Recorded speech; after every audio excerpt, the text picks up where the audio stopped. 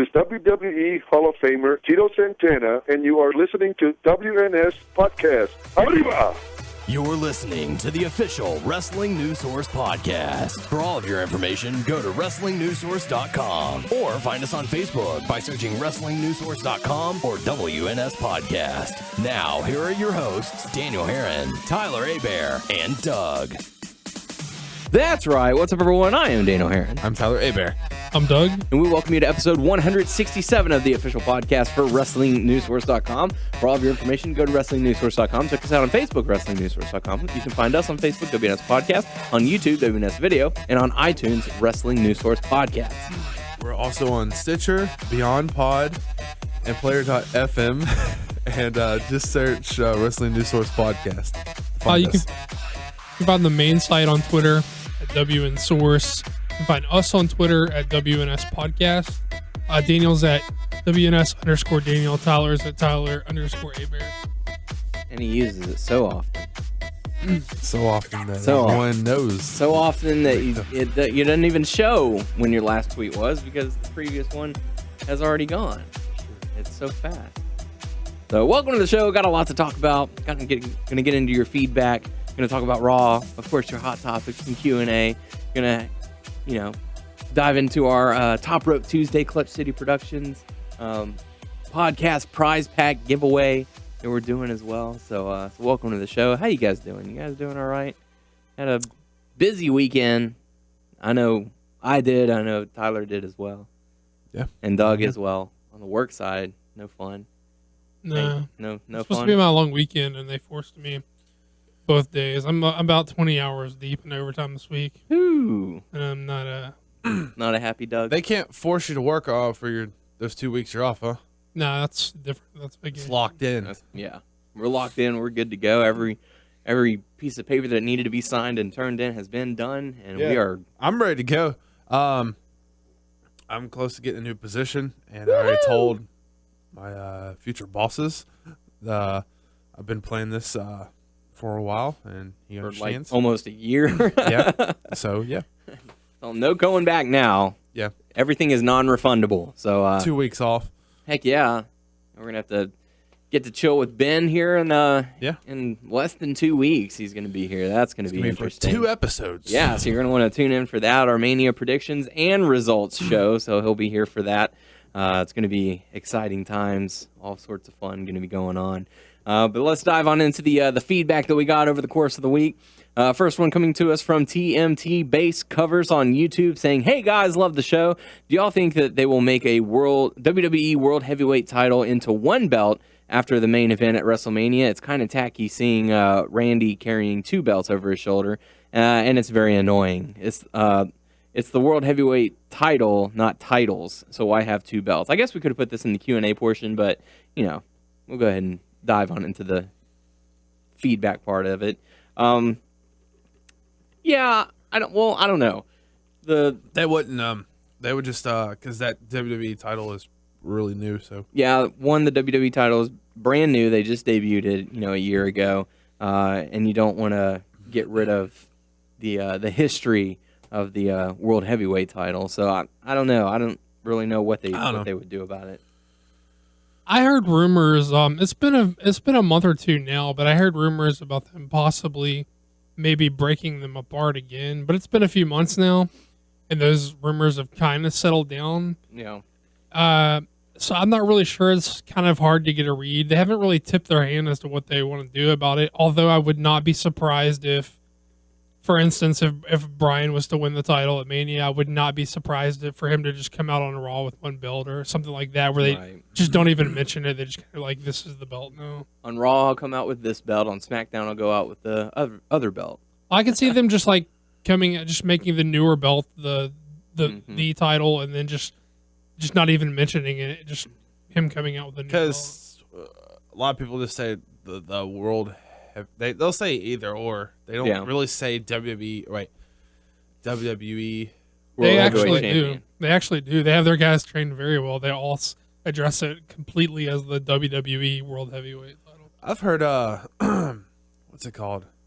Who said the World Heavyweight Champion on this past Raw? Someone said that. Well, they wouldn't be wrong, but they'd also be half right. Yeah. So, but I don't know. I've heard almost Heyman. everyone address it as the full title. Yeah. But who knows? I mean, with the heritage of the World Heavyweight Championship, they kept it for a reason to keep it going. But well, it doesn't lose its heritage. They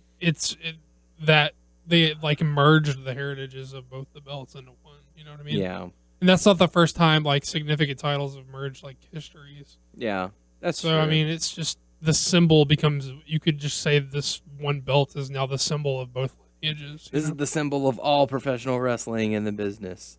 But yeah, so there you go. But thank you for the feedback. Next feedback we have is from our good friend Victor, saying, while I like seeing more people do things and giving more accolades for wrestlers, the Battle Royal is weird to me. It's too similar to the Royal Rumble with the survival mentality and number of wrestlers taking part of it. They had a King of the Ring, and there's no good reason not to use it. It actually gives more individuals, 8 I believe, a chance at progress as a wrestler and exposure to fans, as opposed to the one that just gets lucky at knocking people over ropes, which the Royal Rumble already is anyway. Thanks for the episode. Have a good, safe Mania trip. So thank you for the feedback. Thank you, Victor. And yeah, that kind of goes back into what we were talking about last week, where it's too much too soon. And I don't know. I mean, I agree. Like that's pretty much the same points I made last week. So I agree with Victor.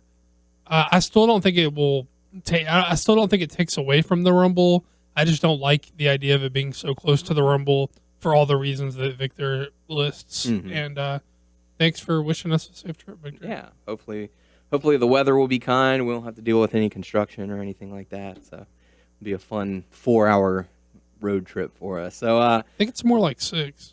I looked it up, and it should be close to 4, maybe 4.5, 5, depending on traffic. But I looked up what you said. That straight shot. That's crazy. it is. Yeah, just get on the highway and exit in New Orleans. Yeah. So okay. Yeah, so sure. it's like, well, when do we get there? When you see the sign. So On the highway the whole time. yeah, so it's definitely, I'm getting pumped about it. I'm starting to I've noticed I'm mentally checking out at work. So I'm focusing more on WrestleMania and less on what I'm actually I'm trying doing to at get work. through the day. Yeah. I'm thinking about it because there's a lot of shit I'm going through. I'm like, just power through. Mm-hmm. Just make it through this day, then you'll be Week one and day a half, closer. week and a half. Yep, there you go. I keep trying to power through, but they're like, "Oh, hey, here's a little bit of extra time for you to power through," and I'm like, "Fuck you." Fuck you, Here's motherfuckers. 20 more hours for you to power through. So that sucks. But the next feedback that we have is from 8 Luke S, who had a little bit of controversy surrounding him last week. 8 Luke S says, "Damn, 2 minutes dedicated to me. In all seriousness, it was a joke. I tried to make it obvious with all the misspellings. I probably did go a bit too far with the breathing thing, but it was my intention for it to be a joke. And I thought that's how it would be perceived. However, great podcast as ever, and I'm looking forward to the Total Divas section this week. Hashtag face turn. I'm like Daniel Bryan with the Wyatt gimmick with 2 turns in a month." So Yeah, well, here's the reality of this situation is 8 Luke S is like a rather new guy that we've been interacting with. So if someone like Victor or Lawson or Red Robin or Wife Swap or whoever the fuck like cuts a joke at us, we get their personalities by now. Mm-hmm. So we would know automatically those dudes were joking or whatever. yeah. All the guys have been with us for a while and gals. But I guess we hadn't been like interacting with Luke enough to like pick up on his joke, and you can't always read sarcasm or joke on the internet. It's hard to read jokes. Yeah, so our bad if we came off like hostile or whatever. I do kind of stand by the no hate speak, and by hate speak I don't mean the talking you guys about suck and blah blah blah. Yeah, I mean like the F word, and I'm not talking about fuck. We use the curse words liberally, But yeah, cool, no worries, dude. We just we don't know you well. We don't know you well enough yet to get when you're joking. So our bad, your bad, whatever. So it's all good, no worries. Yeah, but do that again, and Tyler will still kick your ass, or he'll give it a shot. You're so vicious. How big a boy are you? Oh my god. So yeah, but thank you for the feedback, Luke. We appreciate it. Next one coming to us from Alvin saying the problem before was that they had too little main events, but the problem now is that there are too many main eventers, along with almost every spot in the roster taken. I mean, look at Xavier Woods. What happened to him? He's in college. He is in college, yes. He's trying to get his PhD, but you could also say, hey, this is WrestleMania. This is where our stories are supposed to get the most focus. So, yeah, you aren't going to see some of the guys on the card here in a little bit. So, I mean, you haven't seen Brodus Clay, you haven't seen R-Truth, you haven't seen The Miz, you haven't seen, there are a lot of people who you haven't seen here recently. I've seen them. They're doing the stuff for the pre and post shows. Yeah. Oh, Just check the Andre Rumble, dude. yeah, I know. You will see most of the people there. So it's and it's a good way for them to get a nice paycheck. So, but yeah, just I don't necessarily know that we have too many main eventers. I don't know. I just think the mid card is crowded. The mid card is crowded with no direction. Right. So. They have a United States and Intercontinental Championship, and neither of them are going to be defended at WrestleMania. Neither of them have a storyline. Well, there's a lot of crowd, no direction. Well, there's one that might be going up. Cesaro, yeah. So yeah, I mean, like I said, it's WrestleMania season, and they're trying to get focused on that. But thank you for the feedback. Tyler just acted out a whole Cesaro match. He did a whole chain. He every fucking taunt Cesaro did in succession. And now you gotta scoop him, throw your hands around, and then start Crank spinning relentlessly. Start spinning. Just spin and spin and spin. There you go. We'll do it one time. Now you gotta do the neck thing. Yeah. So really crack your neck. Yeah. We'll save some of that for the video episode for whenever Ben gets down here. So So yeah, so thank you for the feedback. Next feedback we have is from Night Ranger 71379. Is it a band? Night Ranger? You got to talk on the mic whenever you're doing your jokes, otherwise no one's gonna hear you fail. They can hear me. Yeah. Oh. So Night Ranger 71379 saying it's a band. Oh, okay. I'm gonna look it up. All right, look up the band Night Ranger.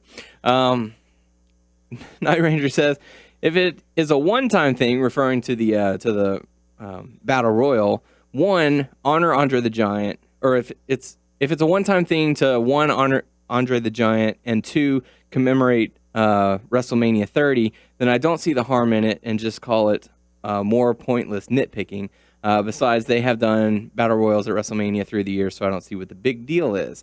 And yeah, they have done Battle Royals in WrestleMania before. Yeah, I see it, Night Ranger. Okay, great.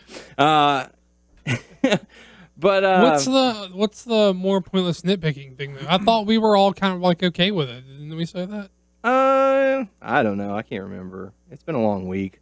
I said I was cool with it because I thought it gave something else for someone to obtain without it being another another title that they would drop. Right. And my only problem was I didn't like it being so close to the Rumble.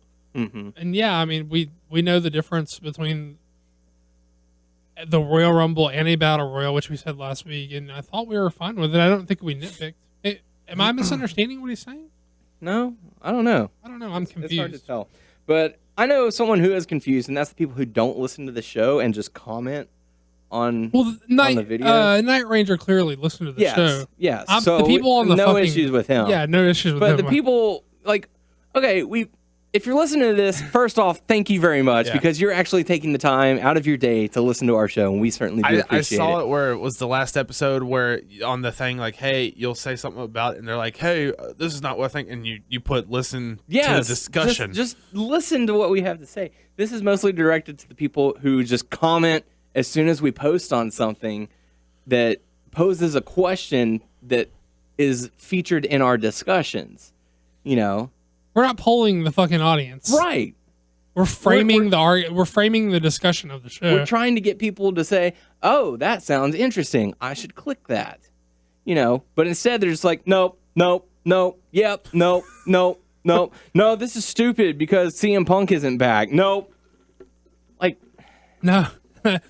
Like, for instance, like this week, you said something about the Andre, and so people were like, no, there's different rules, blah, blah. Like, yeah, we said all that shit on the show. Exactly. All that shit you just said, we said it too. God, this isn't the first battle royal ever, guys. Come on, do your They have one homework. every year. Yeah, we said that too. We said there's usually a Rumble at Mania. We said the difference in the rules. We said everything you just fucking said. You just didn't listen, asshole. It's just, oh, man. So... Not again. We're not talking to you, Night Ranger. Yeah, we're talking to people.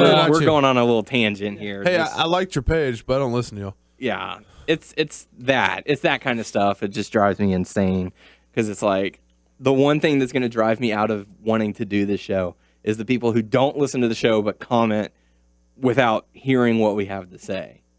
It's nuts. That's great. That's great that you think that. We fucking said all that. Yeah. So. Again, not you, Night Ranger. Yeah, but anyways, for those of you who are listening, we certainly do appreciate it, and we've been keeping eyes on the numbers, and we have good weeks, we have slow weeks, and stuff like that. So it's really nice to know that people are tuning in, and we certainly do appreciate it. But it is time to dive on into Raw. Unfortunately, I missed some of this. Dive head first. Yes. I did miss some of this because like I said, I have been moving and. I've been having to unload boxes and put up shelves and move furniture. And big thank you to Tyler. Don't call me a bear. Call me a power lifter, a bear. Power lifter. for helping me move some of the heavy furniture. Put him to work. It wasn't that bad. And plus that you moved down the street. Yeah. It was just like a one. And you're at the bottom. It's like 1 mile, first floor to first floor. You don't have to go up any stairs. Nice apartment. Yeah, really nice. Looking forward to spending some time there. I'm looking forward to getting all the boxes put away because we went to Lowe's the other day and bought a nice rug and for the floor and all that. What color is it? It's a mixture. It's sort of like a tan, blue, black. It should just be blue. It looks all fancy, and my girlfriend liked it, and so I was like, well, let me buy it for you for a housewarming present or something. Oh. I know, out of the kindness of my heart. It was a big rug, too. It was a pretty hefty paycheck. You guys live together. There's no, presents for each other. There are still presents. There's nothing wrong with it. It's essentially like you guys are a team now. It's coming out, Yeah, that's true, but still. There's so much space. Especially, house stuff is not a present anymore because you guys are a team. I'm not trying to, lessen the thought of, your gift. Totally. I'm just saying you guys are a unit now, so it's like... You got to tackle this shit together. Y'all have so much room to do activities. There are lots of room. There's lots of rooms. There's a whole separate room for activities. So should we do bunk beds? So yeah, whenever we get all the boxes and everything put away, you're gonna have to come and check it out. We'll have a little housewarming party. So he lives close to your mom. To my mom? Yeah. Is the same complex? Yeah. Oh, West cool. End Lodge. I don't know. You don't even know where your mother lives. I know where it is. I just don't know what it's called. Okay. But yeah, so she's moving out of there though. Oh really? Well, in the summer. Oh okay. Well, she found another place. I don't know. I think she's looking for a new place. Oh, so anywho, diving on into Raw, we kicked the show off with Triple H, Randy Orton, and Batista coming out and cutting a promo all on one another. Like I said, I didn't get to catch this part, but I heard that Orton and Batista had a nice back and forth. Like Batista saying, ever since you've been champ, you've sucked at it, and Orton was like, well, ever since you came back, everyone's hated you. Yeah, it was basically like Batista came out pissed off because his title shot was made a triple threat, and which brought out Orton, and they kind of went back and forth. He basically said, Orton, you're a paper champ, you're not, like you said, and then Orton said, well, no one cared when you left. No one cared that you're back now, and whatever. And then Triple H, it's sad, but it's pretty true. Like that. And then Triple H come out and said, "I'm tired of all this bullshit." He's like, "I'm tired of whiny movie stars coming back and trying to tell me how to run my shit," and I'm tired of Orton, who's like a really gifted guy, being a whiny bitch about all his matches. He's like, "Fuck this." He's like, basically made it a triple threat no matter what. If he wins, he's in the main event. If Bryan wins, he's in the main event. Triple threat. And I thought this was really good. It worked for me. They continue to play off of the crowd's reaction to the guys. They continue to play off of the crowd's perception of the guys. Yeah. And they continue to use that to blur the lines, which I think is working for them right now. And yes, I had no problem with this. I thought this was good and it worked. Everybody, I was even fine with Orton hitting the. RKO. I mean, Orton always hits the RKO like out of nowhere when the guy's not paying attention. But even that worked for me here.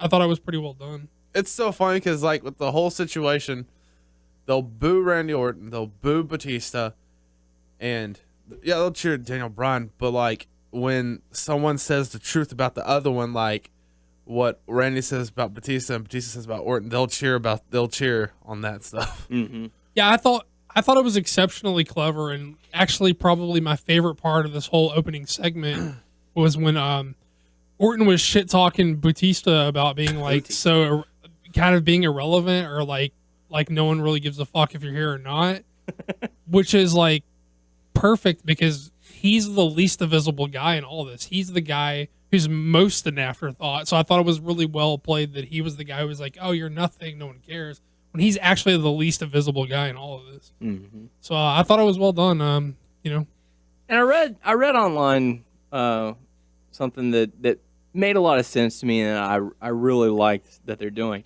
Normally, when you see heels in the ring together, they're like, okay, we have a common enemy. Let's join forces, and we'll take them down together. No, it's like, I'm a bad guy, but I hate you. You're a bad guy, and you hate me. Like, there's the tension is still there between these two.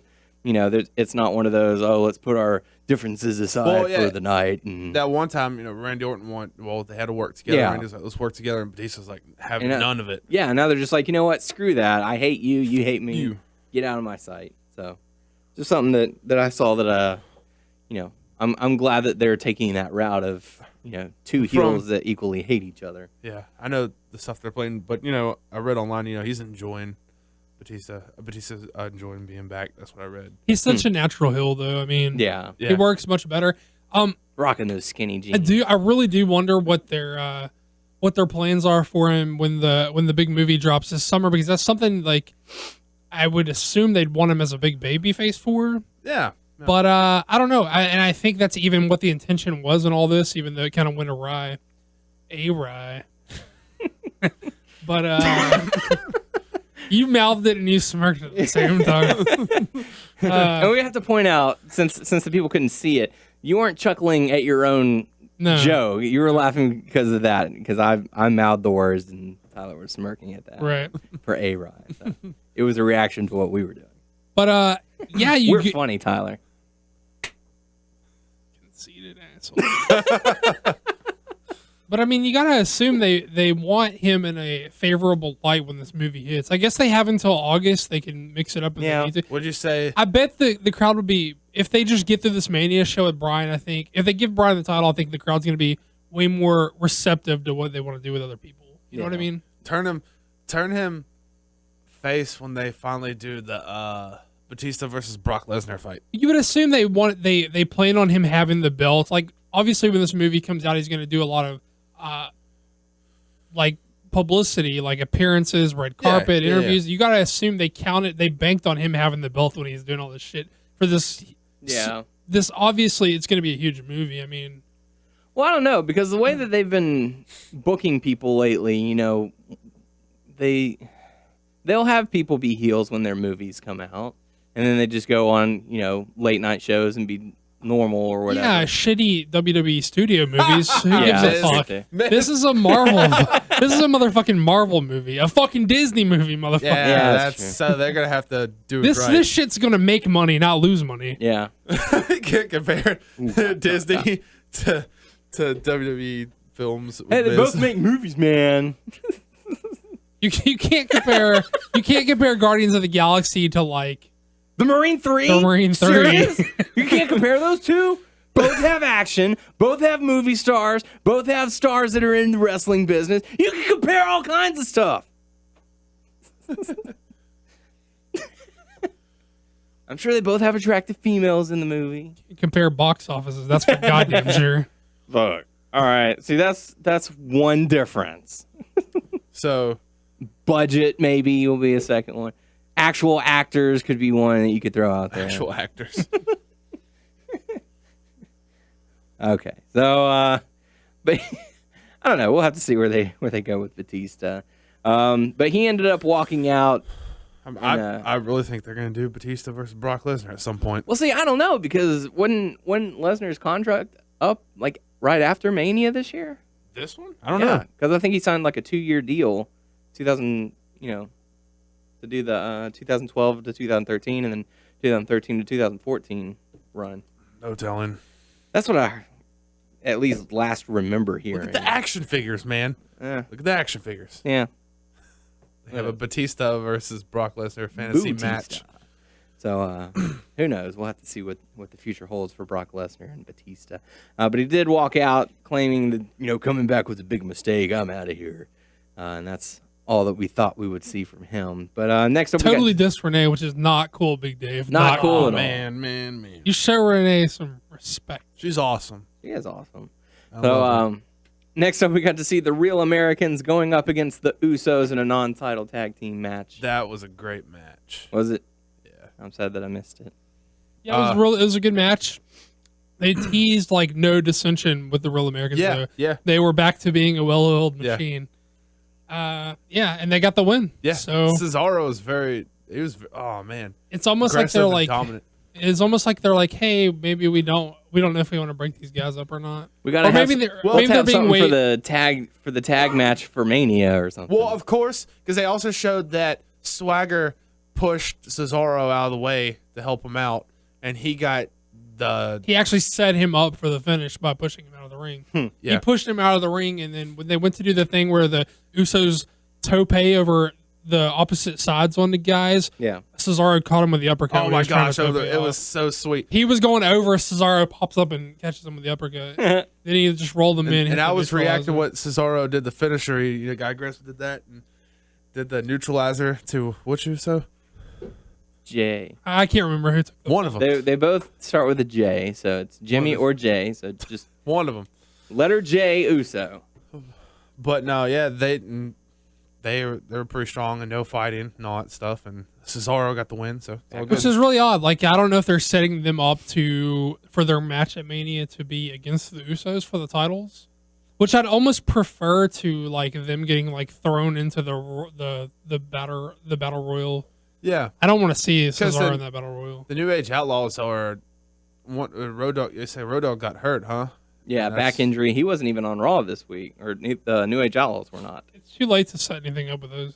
Well, I would say that, but they haven't set anything up with the tags at all. So yeah, and I heard like it was on Main Event that they announced like either on SmackDown or on Raw they're going to have like a 4-team tag match to determine who's going to be the number one contenders or something like that. So maybe that's what we'll get to see for WrestleMania. But Real Americans do end up defeating the Usos in a non-title matchup. Next up, we got to see. Would you guys rather see them? Would you rather take the Real Americans and let them get a shot at the Usos at Mania, or would you rather them have the singles match, or would you rather them get thrown in that Rumble? I feel like I would put them in the Rumble because I want Cesaro to win. But if you put him in, he's probably not going to win. Cesaro, because they're going to tease the dissension from both of them. That could be, yeah. Or he could win it, and Swagger's that close, and I guess he eliminates Swagger for the win. Because I definitely don't see the Usos dropping to the mini. No, not that fast. It would be interesting. I don't know. It seemed like they were. It seems like they did a little bit of reshuffling this week, as far as them and the Shield goes. Mm-hmm.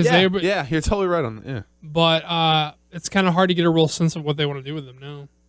Yeah, and backstage. Speaking of the Shield, Kane was backstage talking to the Shield, saying, we're going to go out there in a little bit, and we're going to prove your worth and whatnot. But next up, we got to see Hornswoggle throwing out some stuff to the fans because it's St. Patrick's Day and all that. And he's interrupted by Bad News Barrett, who was awful. Then Sheamus came out to go up against Titus O'Neal with Christian on commentary. I didn't get to catch all of this matchup, but I did catch the end. Yeah, I saw the end with Sheamus end up getting the victory over Titus O'Neal, and Christian decided to attack afterwards. What about the matchup, Doug?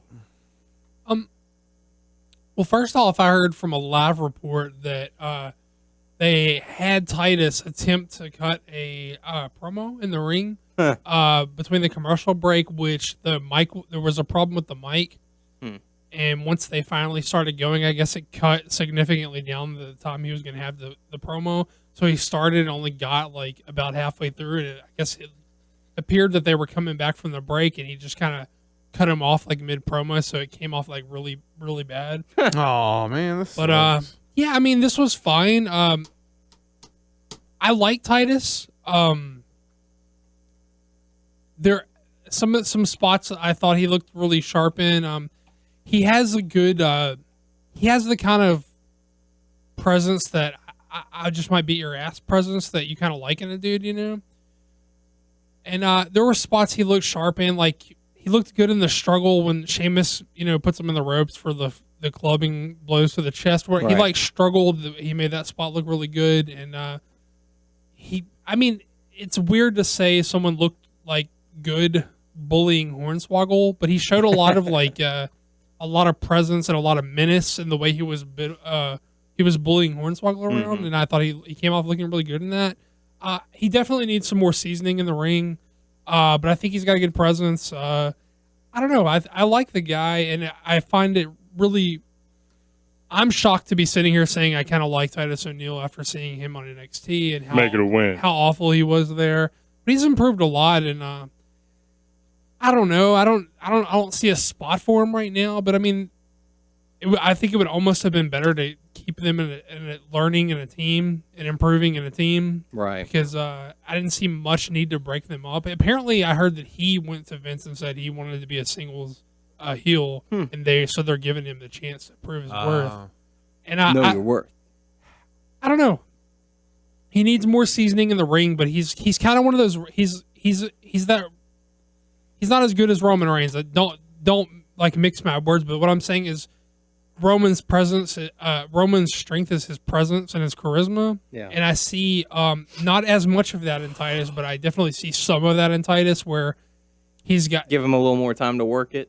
He's got the stuff you can't teach, but he needs to work on what he can be taught, like his seasoning in the ring and stuff like that. Yeah. Yeah. Yes. So, but he's more sizzle than steak right now. You know what I mean? Mm-hmm. More flash than substance, but you can't teach the flash. You know what I mean? You could teach the substance, you can't teach the flash. Give it some time. Let him go from rare to well done, and go from there. So give Titus O'Neal some time. Let him develop his character. He's not good, but I think he could be good. You know what I mean? Yeah, he has potential. But Sheamus does end up getting the victory, and Christian decided to attack Sheamus afterwards. So it's kind of like, is this feud going to end? Is it going to end at WrestleMania, or like where are they going with this Christian Sheamus thing? So we'll have to keep our eye out for that. Next up, we got to see John Cena come out, deliver a promo on Bray Wyatt, saying that Cena is scared of Bray Wyatt. So it's a good thing to make Bray appear like a threat. I realize that I've been here in a long time, and my time is starting to run out. And the future is knocking. They're trying to get that chance to be the future. He doesn't want to be the best in the world. He just wants to hurt me. Yeah, and then Bray appears on the big screen wearing a John Cena T-shirt and armbands and everything, and cutting a promo on him. So, what did you guys think about this little segment? I had no problem with the John Cena when he first came out there. I had no problem with that. It was good that would you say it was help putting him over? Yeah, and I enjoyed that. And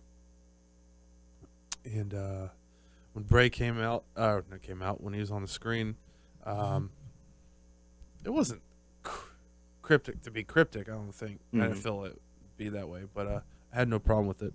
I like the shot that he took it. You sit in your castle with your plastic girlfriend. I thought that was pretty funny. Yeah. Nice little shot. How about you, Doug? This was really good. Cena was really excellent here, and Wyatt was really excellent here as well. I think they did a really good job of like establishing some. It's almost as if someone slapped Cena on the hand, like and said, "Hey, you don't do the joke with Wyatt thing," because he came back saying he was scared. Last week he was a joke to him, and now he was scared of him, right? But he did it I liked Cena explanation for what this means to him and what this is to him, and I like Wyatt. Like Wyatt did a better job of giving some actual meaning as to what this means to him and why he's doing this.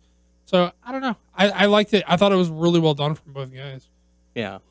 So it was different from last week. Yeah, even though they haven't had a physical altercation in a while, especially since the scare that they had with either Cena's knee or his groin, they've done a really good job of setting this match up and giving Cena time to make sure that he's ready, he's good to go for WrestleMania.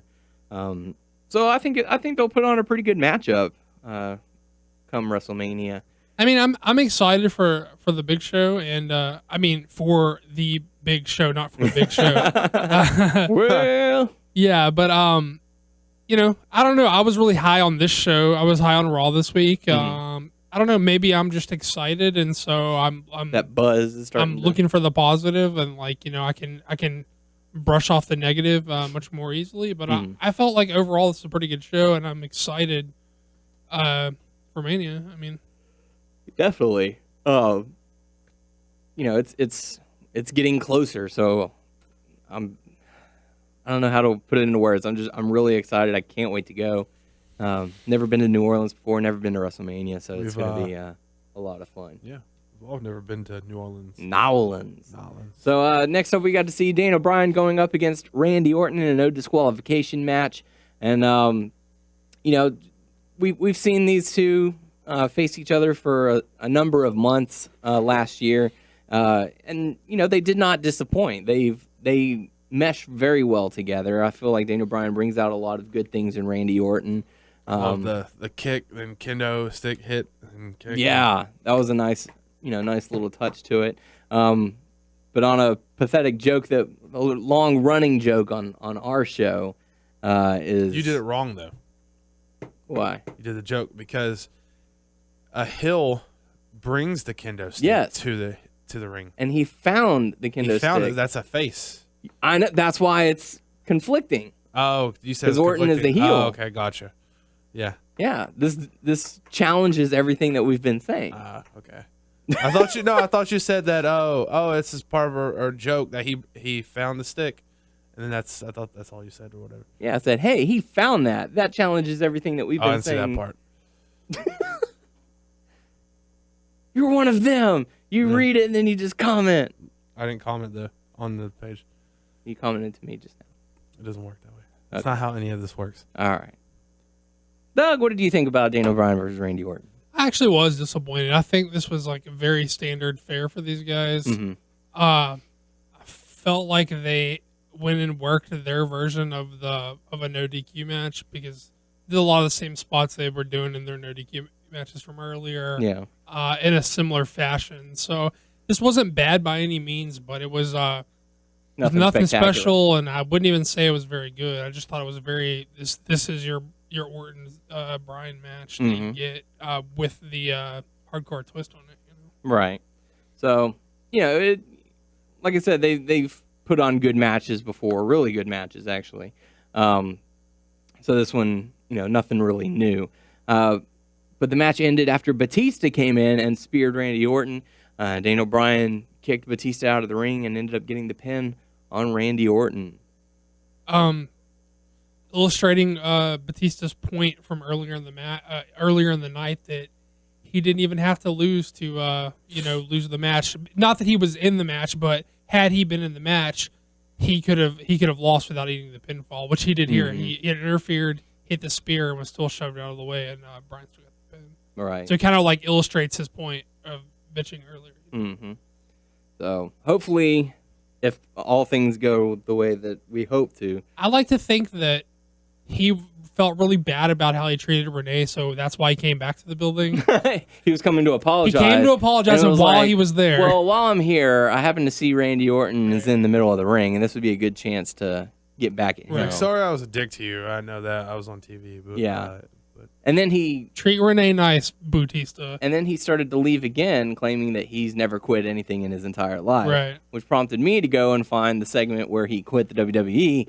And That was the joke. That was the point of it. I've never quit anything. I'm not a quitter. So, anyways, next up we got to see Paul Heyman come out, cut a promo on The Undertaker. I didn't get to catch this segment. How did it go? That was fine. Yeah. I heard they showed a video package. They did. Okay. Anything to really take away from it? I mean, no, it's kind of just what we've been getting from Heyman. They're basically relying on Heyman to build the feud between these guys for Mania. Between two part-timers who aren't the even guys there. that you fought for the last few years, my guys beat them. Yeah. So, yeah. Yeah, I mean, his points were that Taker struggled to survive all the guys that Heyman, not Heyman, excuse me, that Lesnar had beat within like the past year or whatever, you know. So, So yeah. Next up, we got to see Goldust going up against Fandango. This match ended with Goldust seeming a little upset or frustrated or something. because Fandango fucked up some spots. I mean, it looks like Goldust got some color as a result, hard way as a result of it. Yeah. So I don't know. He doesn't strike me as the guy who's going to throw a fit because he got some hard way. Mm-hmm. He probably is more. He strikes me as a guy who is more likely to get pissed off that somebody fucked up his match. You know what I mean? Yeah. I don't know, but And I feel kind of weird about that because it's so out of like character. Like, you know, It was. You know, Yeah. not out of character. I mean, as in person, but I mean, like they did a comedy match basically, You're right. and then and he won, so he didn't have a reason to really be throwing it. It's kind of like when Punk would throw temper tantrums like during his big title reign when shit didn't go as planned. You know, you can see him like, what's that match where the ref blew the call and he fucking threw a fucking fit? Oh. Just I like, don't remember. look, dude, eat his ass backstage. You know, Yeah. like don't do it in the ring. You're taking that's not the They place even for it. mentioned that in the commentary. It's like, he won. Yeah, I mean, eat his ass up backstage. I mean, he's a vet, and you know that. You know, by all accounts, I mean, like, you know, if Fandango fucked up, then you know, chew his ass out backstage. But don't fucking. And to me, it looked like whenever they were doing the finish, you know how Goldust will pick He him looked up like and- he and almost spin- fucked it up too. He looked like he strained to even pull it off. Right. And then, you know, he was kind of clutching his side, and he had the blood coming out.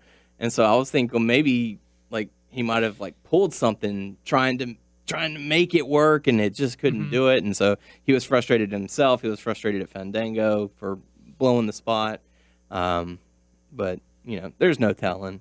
Yeah, I don't know. I mean, it was a comedy match, and I actually kind of like the Renee stuff where where Cody catches her and she kind of like flirtatiously looked, and he was kind of like disinterested. And, Sorry, I'm married. but yeah, it's weird. Like, I don't know. I like Goldust a lot, and he's been on fire since he's been back. Although they've kind of taken them out of the ring in recent weeks. But I don't know how I feel about guys like, you know, taking it upon themselves to get pissed off in the ring legitimately. You know what I mean? Right. Like, I don't know. You don't feel weird about that? It's kind of like don't fucking let your frustration like take Show. Don't let it affect the show, right? Right. I don't know. Like like I said, if it were an injury or something, or like a strain, yeah, I can see him being frustrated because you're like, man, right before WrestleMania, we were hoping to have this, you know, nice storyline going, or you know, But they don't. Well, you know, but still, you know, it'd be like if Daniel Bryan suffered a concussion right now. You know, you'd be like, oh my God, like that's throwing a kink into everything, you know.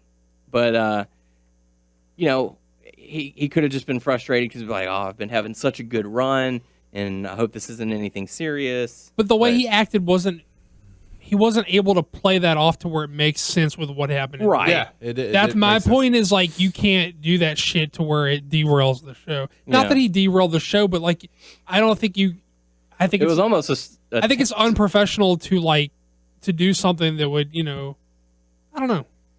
I like Goldust a lot. I'm not. I get what you're saying. It was, you know, he was letting his real emotion get the better of him there, and you know, if it was in a situation where that would add to the match, that's one thing, right? Or I don't know. I'm probably being like kind of nitpicky about it, but I just think it's weird. I kind of hate it when guys do. I didn't like when Punk did it. I don't like when he did it. You know, I don't know. Yeah. But who knows? Like, I guess we won't know the official story unless someone comes from the back room, the locker room, and tell somebody.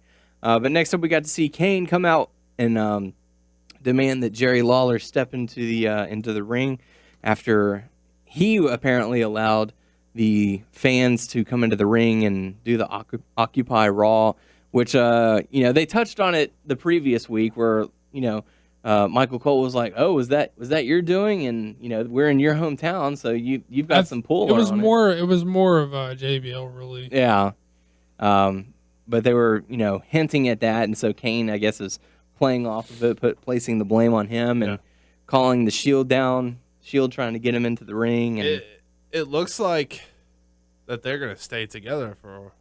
Yeah, the Shield are definitely united. That was definitely a face turn.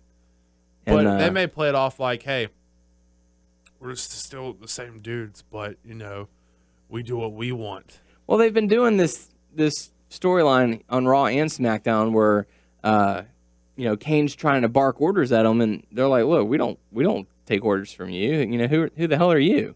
Yeah. And so it's him trying to get order over them, but they're rebelling against him. And in turn... What if it's going to be like something at Mania with Shield and Kane or something like that? That's something that I heard getting thrown around, like the Shield versus Kane and Harper and Rowan, maybe. Also heard maybe the Ascension. They may bring the... Oh, that'd be a nice way. I don't know. I don't know that I don't think I have much interest in the Shield versus the Ascension and Kane. That's true.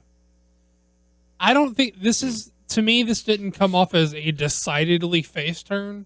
Yeah. I think it's a possibility of a face turn. I think it's also likely that they're just the true tweeners at this point, because when they wrestle the Wyatts, they're total baby faces, right? And in this situation, they're total baby faces. But I can also see them just wreaking havoc on dudes who they feel the need to, right? Mm-hmm. I don't think it's necessarily a decided we're baby faces now.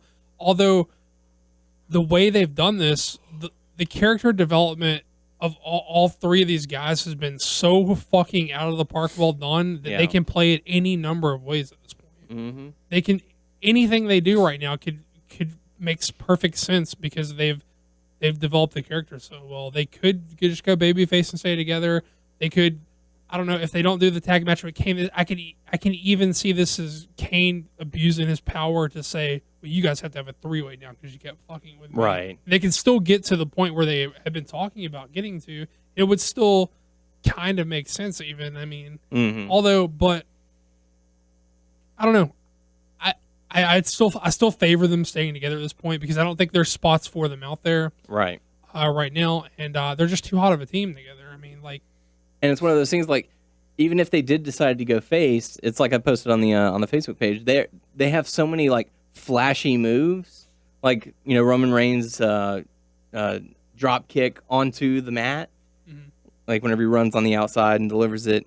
The face stomp from Rollins, and the odd behavior of Ambrose.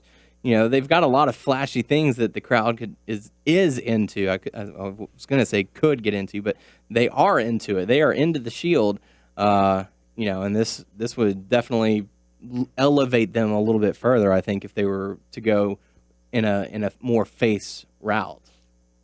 I get the vibe that they're just very true tweeners at this point because, and I'm a guy who they're not tweeners in the sense that they're baby faces who are bad at being baby faces. They're true tweeners in the sense that their characters are so developed you can see the motivations for them acting either way. Yeah, and that's completely different with the thing that I have a problem with, where baby faces just being assholes. That's that's two separate things, right? Mm-hmm. And I'm not an advocate of everyone needs to be a tweener, because it's one of those where we do bad things, but it doesn't matter who's trying to attack us. We're going to attack you. Yeah. Well,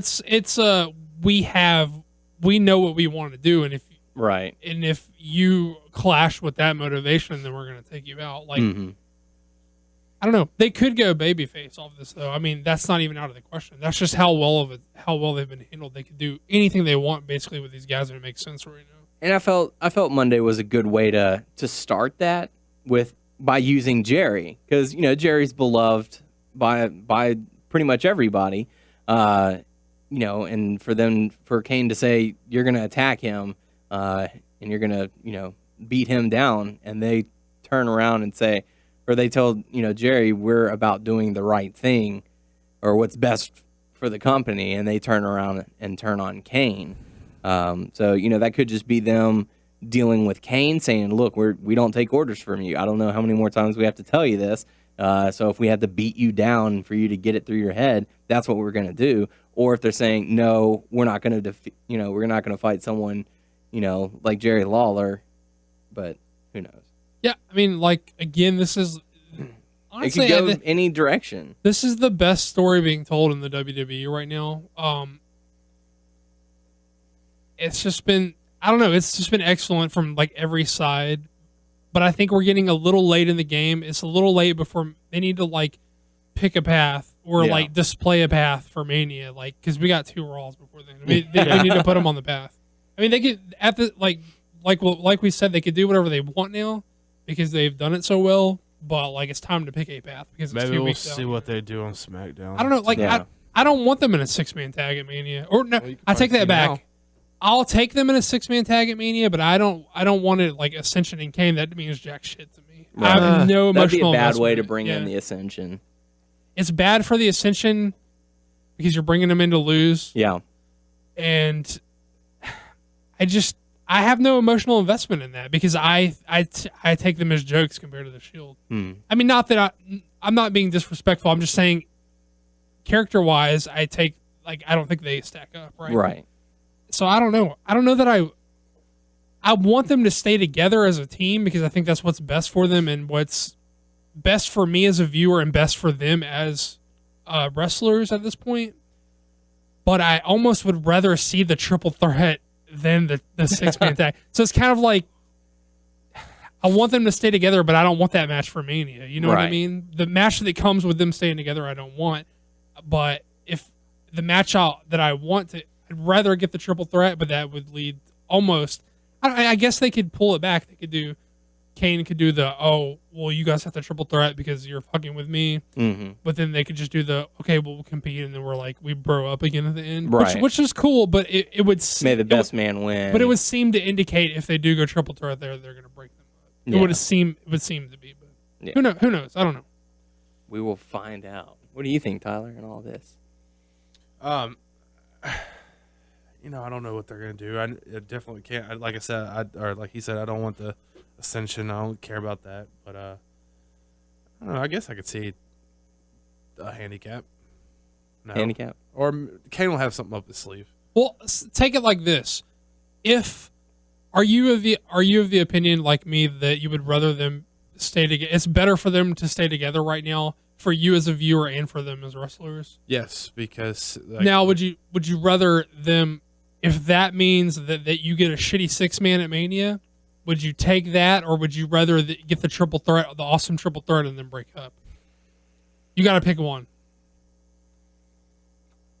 And same to you, Daniel. Triple threat. You take the triple threat and break them up? Yeah. As much as I don't want them to break up, I would rather have the triple threat and then, all right, man, good match. All right, let's go back to the locker room. Not a choice. No, it's a choice. I'm making it a choice. I'm making it my choice. Clearly, it's something they can do. I'm just saying for the purposes of discussion. Right. Weigh in on the Facebook page, guys. Let us know what you think. Would you rather get a shitty 6-man tag and then stay together as a team, or would you rather get an awesome triple threat and then break up? Because it's going to be awesome if it's a triple threat. Right. These 3 guys have stepped up their game. True. And yes, I know there are other possibilities, but for the sake of discussion, weigh in and let us know what you'd prefer. I'll go triple threat. Triple threat? Yeah. Because we're going to be there. We're going to watch that stuff live, and it's going to be awesome. We won't have to worry about streams. You know what? I'm going to say give me the shitty 6-man and keep them together as a team because I think it's going to produce more good matches as them as a team and more enjoyable for them sticking together. I still think triple threat with them staying together. That's my option. That's not the. That's my option. It was an A or B. I'm going option C. I don't care. C is double dump. What? Two chits. Anywho, speaking of next match, no, I'm joking. Next up, we got to see Naomi and Cameron, or returning Naomi and Cameron going up against AJ and Tamina. It was nice to see Naomi come back and Rocking the eye patch. Rocking the eye patch after her eye surgery, and it's being used as a precaution. So hopefully she'll be able to remove that later on down the road. But as far as the matchup, it was kind of a short matchup. Again, the Divas champion being booked to lose, and Naomi ends up getting the pin, picking up right where she left off before the eye injury. And then after the matchup, AJ is screaming at Tamina, whenever I'm in a matchup by myself defending this title, I always win. But whenever I'm in a tag match with you, I always lose. A match for Mania? None. It's going to be There's like nothing. all those girls in there together fighting. Yeah, I think it's, I don't know what they have planned, but they might as well just have all the divas in the ring together and just have sort of like a tornado match where everyone's fighting and put like 10 minutes on the clock. Whenever the clock reads 0, whoever's champion is champion. I don't know. It's just, there's so little storyline revolving around the Divas Championship that I don't really care what they do. Yeah. It's just, I don't know. But I mean, like I said, it was nice to see you're Naomi up, come out. No. So, but Doug, with Tamina now apparently splitting from AJ and Naomi getting the win, and Natalia's had a win or two, and Nikki's had a win or two. So I think they're gonna do a multi-diva match at Mania. Yeah, that's kind of what I was throwing at Tyler, like maybe Yes. sort of like a tornado match where you put 10 minutes on the clock, whoever's king of the hill or whatever at that particular time when the clock reads 0 is the Divas champion. I don't know as far as match type goes, but yeah, I do think they'll do a multi-diva match for Mania. Just because they have nothing else going on. But what were your thoughts on the What do you mean they have nothing else going on? You've got Divas pinning the champ and dissension between the champ and her partner. Yeah. That's stuff going on. Okay, I guess. But I mean, it doesn't. Tyler just gave you the "you got served" look. Oh, really, Tyler? Trying to slap me? No, sir. So, but what did you think about the return of Naomi? She has a sparkly eye patch. Yes, studded. Yeah. With a spike on it. Studded. Still has a big ass. Yeah, Tyler's fixated on that ass. that booty. That ass. So Naomi and Cameron end up getting the victory, and like we said, I like this match though. I thought it was pretty good. Mm-hmm. And then after the matchup, AJ's screaming at Tamina, and Tamina shoves her down. So. But after that, we got to see the next inductee into the WWE Hall of Fame. But it was announced before that on SmackDown that Carlos Colon is going to be inducted in the Hall of Fame as well. Kind of surprised that he didn't at least get a Raw video package of any kind. He was just sort of, oh, by the way, he's in there too.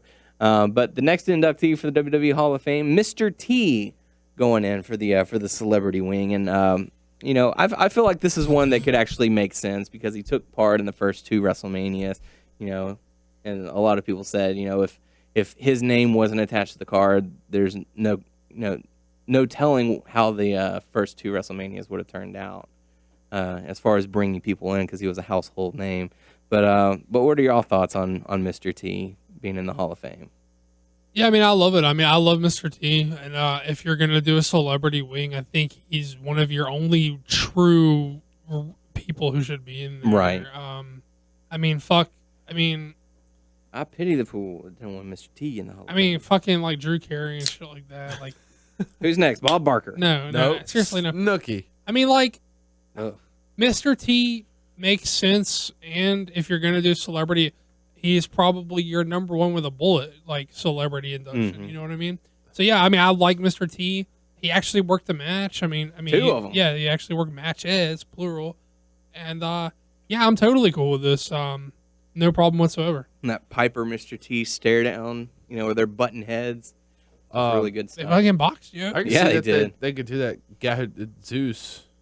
Play Zeus. Eventually. Yeah, maybe. So yeah, there you go. So Mr. T going to be in the Hall of Fame. Next up, we got to see. Only if he punches cylinder blocks and like breaks them the fuck out. Next Remember up. in No Holds Bar where he's like punching the cinder blocks and he was like breaking them with his fist? No, I haven't seen it. That's No Holds Bar that he does that in, right? I don't know. I haven't seen No Holds Barred. There's like these cinder blocks on ropes and Zeus is like fucking That's punching awesome. and cracking them up. I don't know if I'm thinking No Holds. I think it happens in No Holds Bar. Rip them. And it happens in Friday. No. But next up, we got to see Big Show, Big E, Mark Henry, and Dolph Ziggler take on Damian Sandow, Curtis Axel, Yo, Ryback. Craig. Huh? Said Yo Craig. What? Said Yo Craig. Oh. I tried to do it in a deep voice like he did. Oh, okay, gotcha. And Alberto. Craig was Ice Cube and Yeah. Friday. Bye, Alicia. Felicia, whatever. Alicia or Felicia? I don't remember. I think it's Felicia. It's been a few years since I've seen Friday. That's actually becoming a trend now. People just saying bye, Felicia. I've seen Friday about 100 times, but I haven't seen it in about like 10 years. So, but yeah, so 8-man tag match. You ever seen the second one? I have. There's three. Not so huh? good. Not so Four. good. There are 3 or 4. There are 3, and there's talks of a 4th. No. So, Ice Cube, I love you, but hang it up, bro. but yeah, so 8-man tag match just to hype up the battle I royal. didn't see who won. I didn't catch the end part of it. It was Big Show, Big E, Mark Henry, and Dolph Ziggler getting the win Who? on that one. I think it was Big E getting the, or no, was it Big Show? They got the win with the choke slam, I think, to Sandow. I don't remember. This match was like, hey, look at this directionless, crowded ass mid card that we have. All these guys. All of these guys are going to be in the battle royal at WrestleMania. Well, they are all are. That's Yeah. the point of the match. Yep, that's it. That was the only point. So, They're basically like, hey, these are all the dudes that we have that we don't have any idea what to do with, mhm. or we don't have any time to do anything with. Mhm. So there you We go. don't give a fuck enough to do anything I with. don't give a fuck. But next up, you got to see Bray Wyatt going up against Kofi Kingston. 'Cause it's Friday. You ain't got no job. You ain't got shit to do. You ain't got shit to do. I'm gonna get you high. Well, next up we got to see Bray Wyatt defeat Kofi Kingston. Really short matchup, and then save follow of the Buzzards. So, anything to take away from that? Are you talking about the video package? No, Bray Wyatt versus Kofi Kingston. Oh, well, you know when Kofi came out, you were like, oh yeah, he's getting his ass beaten. San Antonio. Where? That's such a babyface thing. Calling out the city. Yeah. Right Yeah. here in San Antonio. That's the first time he's done that. No, it's No, not. he's been doing it for weeks. No. He's been there for like 5 Green weeks. Bay, Chicago, here and there. I've seen- I wonder if they just make him look at the next calendar, like, and they're just like, okay. He's we'll I thought that, but he's wearing different shirts in them. oh, Unless they're like they have like a little rack of his different shirts, and they're like, here, change the shirt. change the shirt." continuity, man, continuity. Well, I guess that just proves like Hills can do face. Well, It's just- I'm real interested to see how this is going to go over at Mania. Like what kind of reception he's going to get. Boom, boom, boom, boom, boom, boom, boom, boom, boom, boom. I heard talks that his theme song is going to be played live. See, I think that's a babyface thing. to I do. think it's such a babyface thing to do. Don't want to do that. I want to Does hear it- that. I want to hear that booming bass. Does go it to matter the these days? Superdome. And plus, like that doesn't even. The live band's going to play me to the ring, so doesn't go with that gimmick. No, not at Does all. it? Does it? I was gonna say, does it matter? Unless these you do days? something like voodoo related, because it is New Orleans. New Orleans is known for voodoo and stuff like that. It doesn't work on any level for me. Spiritual. And Tyler, no, I guess it doesn't really matter. Punk did it against Taker, right? Yep. When I'm just saying, That's a little bit different because he's kind of more. Well, I'm not compared to that. I'm just saying all the stuff that everyone's doing these days, like it's the normal to do stuff like that. I would think. Yep. I don't know. I think think he's gonna get like a good reaction at Mania. So I wonder how they're gonna play it. Like Everyone's going to be clapping, that's for sure.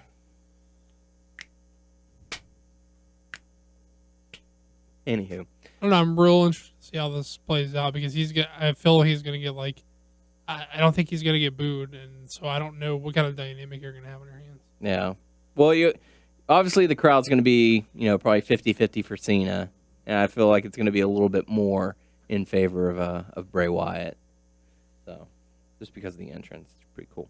But the final segment, we got to see Triple H asking Daniel Bryan to come out and talk and saying, you've earned my respect. I've given you crap. I've given you nothing but crap for the past few months, and you're still here. And I'd like to shake your hand, and Daniel Bryan refuses. And he's like, hey, I don't blame you, but just, let it be known, best man win, and you have my respect. And Stephanie McMahon comes out in a tirade. Respect? He disrespected us. He really kind of berated him in backstage vignettes, before that, too. It's like, you better take care of this. And what are you going to do, go be the champ and be on the road more? Which is weird because they're at all the shows anyways. Right? All the house shows too. He has to go to those. But yeah. And then the fake cops show up. I recognized one of them. He was at the Booker T show. But they come down, arrest Daniel Bryan, or put him in handcuffs. And Triple H is like, "What are you doing? Don't do that. Hey, knock that off. Get out of the ring because I want to do it." And he goes on a tirade and just obliterates Daniel Bryan. And you okay? I spoke to myself in the news in a weird way that it hurt me. That's weird. Yeah. But yeah, throwing him into the table, throwing him into the stairs, throwing him into the ring post. Daniel fought back. Yeah, tried to fight back, and a little bit. And Stephanie McMahon was even slapping him, and Daniel Bryan screaming out, "You hit like a girl!" and being defiant as he could be, and Triple H just relentless in his attacks. What's so funny is that the logo came on TV, and they stayed on TV longer than expected. And the post show came on, and they're like, "Oh, Raw just went off the air." I'm like, "No, Raw's still going on." Mayhem ensues. Or no, that's what it was. It was like the post show continues starts next, and then that went away, and then the thing was still going on. And that was part of this week's Top Rope Tuesday Clutch City Productions Prize Pack Challenge, where people had to guess the minute that the show went off the air. Only one person got it right, Ben Friedman, so congratulations to him. Congrats. So if you don't like our page on Facebook, you're not even able to enter the Monday portion of the contest. That's right. That Daniel's been running. So, yeah, like our page, not WNS, not Wrestling News Source. I mean, yeah, obviously like those guys, but like our page specifically, if you're going to play try to get a prize pack, Facebook.com/WNS podcast. Like that one. Boom. Because that's where the contest is. Boom. That's where you have a lot of competition, too. Boom. Have a lot of people entering on that one, so that's really cool. But what were y'all thoughts on Triple H attacking Daniel Bryan? What were your thoughts on this segment? I liked it. Yeah? I thought it came off well. Got a little violent, and I kind of liked that about it. I thought it was pretty risky. So was it shoot injury or was it kayfabe injury when they're talking about it? I think it's kayfabe. Okay. That works, too. Although it's super risky to let him bump around with your arms behind your back like that. That's like asking for a big injury 2 weeks before Mania. Yeah. So I'm relieved that it's a kayfabe injury. Like I said last week, he had his shining moment last week, and now it's going to be hell week, for the rest of the trip. Well, they need to present when they gave the people what they wanted. It's kind of obvious the path they take to get there. Right. So they need to plant the seed of doubt in people's heads as far as what's going to happen. That's another reason it was kind of good that Triple H not acted like he made it basically the winner of their match is inserted into the number one. So it's not like lopsided odds. You know what I mean? Right. How about you, Tyler? I wanted to fall for that. Triple H wanted to shake his hand and leave. Don't do it. For 0.5 seconds, weren't you almost like, oh no, don't do that. Don't don't do the I respect you thing, you know? And it's like, psych, how fuck I you, felt was like- suck the Triple H cock. Like I didn't want Daniel Bryan to like shake his hand, but I was like, oh, that's good, Triple H. I was like, I know this is not really what's gonna happen, but that's awesome. For like bought it. for like half a second, I was like, no, you can't do the I respect you thing now, you fuckhead. Yeah, he's like, I put you through a lot of shit. And I was like, yeah, he did put him through a lot of He shit. took the shot at Punk too, because he said, he's like, most people, the amount of shit I gave would just take their ball and go home, and that was right at CM Punk. Yeah. Absolutely. Like, and look at you now, you're Still standing here, and you got your WrestleMania match. So good for you, buddy. Good for you. So that's pretty much closes out Raw. Like we said earlier, only 2 Raws left before WrestleMania. Can't wait for that. So yeah, definitely let us know what your thoughts on the Shield if you want a triple threat or 6-man tag. But now we have a special treat for you. And now, Total Divas with Doug and Tyler. Mostly Doug. No wonder we call you fat on Twitter. Shut up! I have to say, I feel like a real diva. You are a grown-ass woman. That was amazing. What are we doing? It's your specialty. Oh, I must have not heard the music. Heard it in my head. Yeah. Yeah, so Total Divas returned.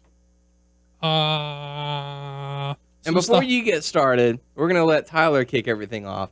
Tell us everything that happened on Total Divas this week. I know the fans are dying to know Yeah, 'cause I your didn't watch thoughts on everything that happened. What? I didn't watch it. Okay. So, guess we'll pass it on over to Doug. Hey, what's up? I don't know. It was a pretty this was basically like a setup show for like what kind of like setting up the angles for this season or portion of the season or whatever. Not a lot really went down. We're introduced to Summer Rae. JoJo's gone. Not mentioned why or where.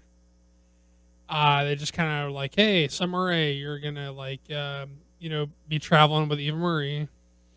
It's a little weird, and they kind of like they're somehow it's kind of like a little meeting. They're kind of having a little meeting with the talent, specifically the Total Divas girls, and when they bring Summer Rae in, and it's real odd. Somehow they get to the point of like, watch out for Natalia because something about the only blonde, and then Summer Rae is like, oh, if she was a natural blonde, like maybe it would matter or whatever. So they're already like established like right off the bat that Summer Rae and Natalia are gonna like be real catty with each other and fight and argue and whatevs. And so from jump they're kind of like, these chicks don't like each other.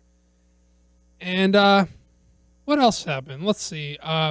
So basically Eva Marie went ahead and tied the knot with her dude. They showed like Did- the wedding or anything. I can't remember. No, they didn't show they just kind of eloped. There was no wedding. They just like eloped. And Yeah, because her the fam didn't like it. brothers are dickheads. Yeah, so that's the big plot point for this week for them, is that they kind of eloped, but they didn't tell like her family because her parents weren't digging it and her brothers weren't digging it. And basically like they called and they're like, hey, we're coming into town, we want to hang out with you, but they've eloped and they're like living together now. So he's like, oh, so you need to tell them or whatever. And she's like, nah, you need to fucking go to a hotel and act like we're not married and live together. Really? Yeah. So Wow. the fam can come see. And he's like, are you fucking kidding me right now?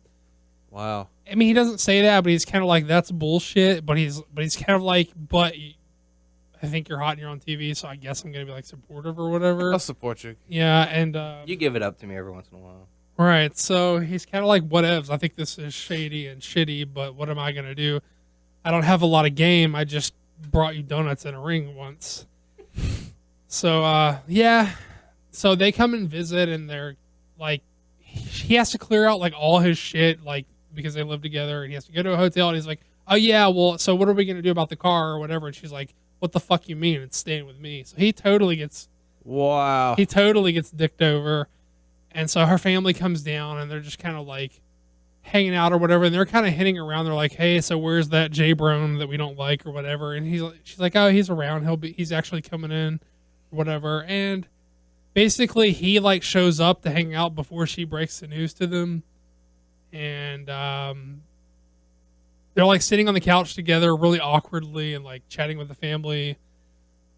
And he's doing this really like dramatic, like twirling his like wedding ring or whatever, which the camera like focuses in on. And they're like, "Hey, wait a minute. Did you guys get married?" It's like out of nowhere because he was like twirling his ring around or whatever. But like in the little segment, she was all like, "He forgot to take his ring off." But to me, it looked like he was like, "Yo, hey, I'm just nervously twirling my wedding ring or whatever." So it was weird. But her fucking her brothers are the douchiest motherfuckers of all time. Yeah. Like, fuck those dudes. Like, I understand that, like, you know, your parents don't always agree with what you do, or your parents aren't always with, or they think they know better, or they tell you because they care because of your parents, even though they don't quite get it, you know, sometimes, but it comes from a good place most of the time as your parents, you know. So you can understand why your parents are like apprehensive or don't like something you like or don't want something for you that you want. And like, even though you don't agree with what your parents say, you kind of like have to respect them because you know it comes from a place of love, you know? So I understand the parents being like, I don't know about this J-Bron, but like the fucking brothers, fuck those motherfuckers. If I had brothers like that, I would cock slap the shit out of them. Those dudes are the fucking douchiest fucks I've ever seen. And then she was also, they're like, what the fuck? You just eloped? Or like, then she was like, I guess they're Catholic because they were like, I was raised Catholic. Because he was like, were you guys even confirmed before you got married or whatever? And she was like, no. And he was like, and poor dude was like, I don't even know what that means. And like, they were like, whatever. And they're like, oh, that's fucked up. And she was like, what, you stupid fucks? You both fucking live with your girlfriends. You both have living girlfriends, you stupid fucks. So you motherfuckers are living in sin, yo. And then like, they're all like the first time that he met the family, like the brothers were just taking a shot at the guy out of nowhere. Were they still doing that crap? Yeah, or they played it like that. Yeah, they were like, we don't like this fucker, but they're way more unlikable than that dude is. That guy, see, like her boyfriend looks douchey in that like frat boy kind of like, I think I'm like suave and I think I'm like, you know, kind of hard kind of way, but seems kind of innocent. You know what I mean? Yeah. And then, but they are kind of like, I don't know, like total fuckheads. I don't know, but they were kind of like, yeah, what the fuck? You guys that's bullshit. We got married, so what? Fuck off. And so they go back to their hotel or whatever. And 35, I live with my dad. Yeah. What? I don't know. I was thinking of a douchebag. Oh. No. He's higher up on the douchebag. In my opinion, the brothers are higher up on the douchebag scale than the her boyfriend's kind of douchey, but her brothers are like super douchey. Oh, mega douche. Yeah, so that happened, and they're kind of like, oh, she feels kind of bad because they came in to see her, so she's got to go see him at the hotel. And she's like, hey guys, let's still hang out and be cool. And they were like, no, what the fuck? You already done fucked up. And she was like, so whatevs. And like, I don't know. I can't remember what happens after that. They either resolved it or they totally didn't resolve it. Who knows? I bet with those brothers they didn't resolve anything. Aren't they the fucking like biggest losers ever? Yeah. Like, I would be ashamed. Yeah, like of I said, I just myself remember acting that like dude just being nice, and they were just ragging on him like, who the fuck is this guy with this jacket on? He has no shirt on. Who the fuck? Yeah. Yeah, he doesn't seem like a cool guy, but he's like not as big of an ass as the brothers are, Yeah. right? So, like, whatever. What else happened? Some other stuff. Anything with Naomi? Vinny? No, Vinny? Oh, Vinny? well, it was another like quote unquote Brie mode that nothing fucking happened. The biggest Brie mode's the biggest. Brie mode? Oh, nothing. Brie mode's the biggest lie I've ever heard. But yeah, so it's their birthday party or whatever. Bryan can't make it because he has like a house show across the country or whatever, and obviously, as the cliffhanger of last season, Nikki and John are split up or whatever. So they're like partying down for the birthday, and they're like, oh, Brie mode's about to go down or whatever. But fucking Vinny's there, dude, and he's going off, and for some reason, between last season and this season, everyone thinks Vinny's the man now. Because Vinny was like dancing in the club, and they were like, yeah, go Vinny, go Vinny. They must have listened to how y'all talk about Vinny so highly. Vinny is the fucking man. If Vinny gets like cult status, it's totally because of us. But what's up, Vinny? Holler at your boys. But yeah, but like so no Brie mode actually happens, but Vinny's like dancing, and everyone loves Vinny for some reason. Even Ariane's like not embarrassed by Vinny now. But so like Natalia gets fucking drunk or whatever, like super drunk. So she's actually the Brie mode chick. See, every time they call out Brie mode, another member of the chicks actually Someone is the other one. than Brie gets annihilated. So she gets drunk and she's all like grind dancing up on Vinny, and Ariane's like, no, what the fuck is going on? She's like, you're all trampy and shit. Like, what the fuck? You can't be dancing up on Vinny. Any other time, she's like, Vinny, get the fuck away from me.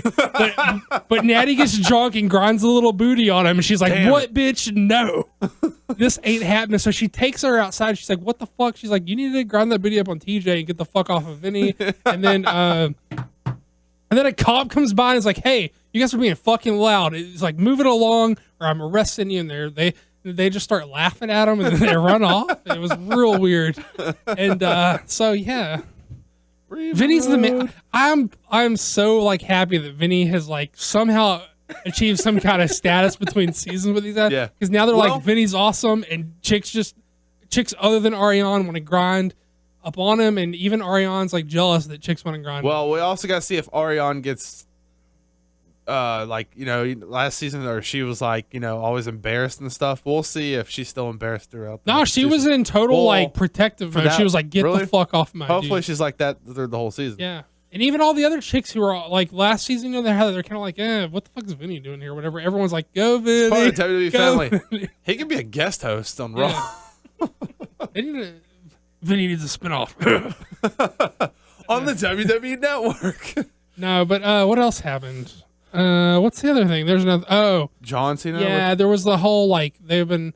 So basically, they kind of like in between, like they show these little vignettes of like them doing press together, like the Bellas for Total Divas, obviously, but Cena's there like signing for like whatever, but they're separated, and then Cena will come up and say like, "What's up?" Even though they're not like together or whatever. What you doing? And so, You can't see me. well, the thing is like everyone's getting engaged or married. Like, Trinity did. Bree's getting married. Eva Marie eloped with her boyfriend. So they're playing this up that Nikki's like the one who wants to get married, but everyone else is getting married. But her kind of like Bree mode. Everyone gets drunk, but Bree. This is Nikki mode. Yeah, this is Everyone Nikki, gets married and or engaged. Yes, Nikki mode is everyone gets engaged or married but her. Bree mode is everyone gets fucked up but her. So yeah, so that's just kind of they keep kind of teasing like interaction and texts and phone calls between them or whatever, and like she goes Bryan sighting. Bryan was there with Bree. They were like shopping for their registry, I guess, for their wedding, and they go to some like hippie place, and she's like, "What the fuck? This is stupid." They're trying to cheer Nikki up, and like she's not really having it. She's just being all whiny about John or whatever, and she's like, "I'm gonna fucking leave," and they're like, "What the fuck? We invited you. You can't leave or whatever," and she's like, "But I want to whine about John Cena," and they're like, "We know you want to whine about John Cena, but that's why we fucking invited you to be nice," and then whatevs, and then she leaves, and basically like they to be continued cliffhanger this show with like John's like, "I'm flying out to see you, please come meet me," and so like the ending is like there's like this nice little pier, and like Cena's in a suit like to the nines with like a bottle of champagne and 2 glasses, and she's coming in. Bree's like, he's gonna ask you to marry you or whatever, and she's like, "Nah, you gotta stop. But what if he does ask me to marry him?" So they're like, he's gonna ask you. What if he does? He's not. What if he does? He's not. So basically, to be continued as she's walking up. I think that's Cliffhanger. I think that's there's some like little shit about like them all shitting on Summer Rae, how she's like super fake and doesn't like no one likes her or whatever. But the trailer or like the little tease trailer for like This season for next week looks awesome. Where like I guess Bree talks Bryan into getting a tour bus or whatever, and someone's trying to like fuck on the bus and stuff. Not them, but like other people are trying to fuck on the bus, and like everyone's there. There's like a party on the bus. I don't know. It looks awesome. Next week should be awesome. I didn't see Vinny in the trailer, but Vinny's like the cult guy. He just like pops up in the background and like is awesome. God. I don't know. Me and Ariana are trying to fuck back here. What's Vinny's Twitter? I forgot what it is. I don't know. Let me look it up. Damn it. Okay. Well, that Everyone needs to People go who are follow listening to Vinny. Isn't it like beast mode with the E's are like 3s or whatever? I think so. People that are listening, support Vinny, okay? Yeah. I want to make sure we give Vinny's Twitter a plug. Hold on. Okay. You guys go on. I'm going to look at Vinny's Twitter. All right. Well, thank you very much, Doug. You did a fantastic job. You need to watch it to see how cool Vinny is, Daniel. Right. You don't know how, hey, ask your girlfriend how cool Vinny is. I let you guys do the Ask your talking. girlfriend if she thinks Vinny is cool. Text her She right didn't now. get to see it. Well, they'll text her and see if does she like Vinny though? I don't know. Text her. I will later. Say from Vinny from Nope. Total Divas. Is he pretty cool? Anyway. Because we're talking about him on the podcast. Time to go right to the now. hot topics portion of the show. Listen. Please go follow Vinny on Twitter, guys. Please go follow him. It's at Beast Mode 911, which is awesome. But it's not. It's the E in Beast is actually a 3, so it's Beast Mode 911. The E in Beast is a 3. He's only got like 1,400 followers. Vinny needs more fucking followers. Yeah. Is the podcast following Vinny on Twitter? I don't We know. better fucking. We need to How follow that did you guy. find that out? I just googled it. Oh, okay. I was about to say, do you secretly go get another Twitter account? As if. You're secretly a follower of Vinny. You don't know it. If I Tyler, am are you a- following Vinny? Uh, Do it right now. I want to fucking see it before we leave. I'll find it. Homework assignment. Pop quiz. Beast Mode 911. Beast Mode 911. The 3 is an E. The E is a 3. Okay. So And look at the podcast. And if the podcast isn't following Vinny, make sure we are following him too. So we do have some hot topic news to talk about. We're going to dive into our Top Rope Tuesday / Golf Clutch City Productions podcast prize pack giveaway. This past week, we had the challenge that A-Bear threw out. All you had to do was type in Tyler is the shizzle. Do I get to pick? Do I get to pick the phrase this week? This will be your week. It doesn't have to be a phrase unless you want it to be. That's him. Follow. Yeah. I did it. Yeah. Hey, I'm also linked to Daryl's account, so Daryl's gonna like Vinny too. Make your girlfriend like us or follow him too. Okay, I will. So, Tyler, I don't know if you looked at the podcast page or not, but did you see the overwhelming responses of people who think, don't look? What? So without looking, did you see Significantly less people think you're the shizzle than think you're an asshole. two, in fact. One, Thomas Drop It Low Son and Gary Drop Anders. it low, son. Drop it low, son. So we had Beast two, mode, son. Beast mode, son. We had two entries. How do you guys think we should do this as far as picking a winner? Should it be at random? Should we do a coin flip? Or do y'all guys want to just debate and pick one? What are you guys thinking? I guess flip a coin. Flip Do it a at coin? random. Flip a coin. Any of y'all have a coin on you? We got a coin right here. Oh, we got do some have a quarter- coin right there. quarter. Quarter. All right. Okay, so who's going to be what? Well, Lawson's our number one guy, so he's got to go ahead. Heads? Okay, so Lawson is heads, That came off like we're really partial to him, so if he wins, it's going to look bad. and Mr. Gary Anders will be tails. Coins in the air. Call it? Mr. A-Bear, if you could please tell us. Heads? All right, congratulations, Thomas. Drop it low, son. You're winning a Top Rope Tuesday Clutch City Productions podcast prize pack. So we're going to have to get your information from you again. I think that sent out to all you. winners should be excluded from future winning. Yes, I'm That glad goes you without mentioned saying, that. right? Yes, I'm glad you mentioned that because, we are starting to build up as far as, winners and stuff like that. So if you do win, please, Don't enter again. yeah, discontinue confuse us. from entering. We love that you are entering, but we're not going to I get a free quarter. we're not going to allow you to That's my quarter, to win it. motherfucker. I need that for So, laundry. so this week the challenge goes over to Doug. So it's Doug's week. Do you want to do a key phrase? Do you want to do do you want to mix it up? What do you want to do for this week? Can I be like super demanding? Absolutely. Can I make them like someone like screen cap something? Can you post a picture in our thing? Yeah. I want a screen cap of you following Vinny on Twitter to enter this Of someone on Twitter, like someone using their Twitter account to follow Vinny. Okay. Can we make that happen? We can make that happen. So That's what I want to happen. So this week's challenge, you have to screen cap your Twitter account following Vinny, which Beast is Mode 911. So it's The E is and then the number 3. So B number 3, ASTMODE 911. So at Beast Mode 911. Follow like Vinny Vincent Asayan, I believe it is. and get a screen cap of it. Hold on, let me get it back. And if you don't know how to do a screen cap, you can hit Control Print Screen on your keyboard, or if you have like an iPhone, you press the home button and the top power button at the same time, and do a little flash. Tyler, how do you create a screen cap on an Android? There's 2 different ways. If you have the eye sensor thing on or whatever, all you have to do is swipe your whole hand in front of your screen and the sensor, or you can press your Sounds really complicated. Yes. or the button that turns your screen off. You press that, and what do you call this button right here? Home button. The home button. If you press them at the same time, it'll take a picture. Ta-da! See, I just did. Cool. Okay, so that's how you got to do it. Get a screen cap of you following Vinny, and just throwing this out there. It's not necessary for you to do it, but let him know that we sent you.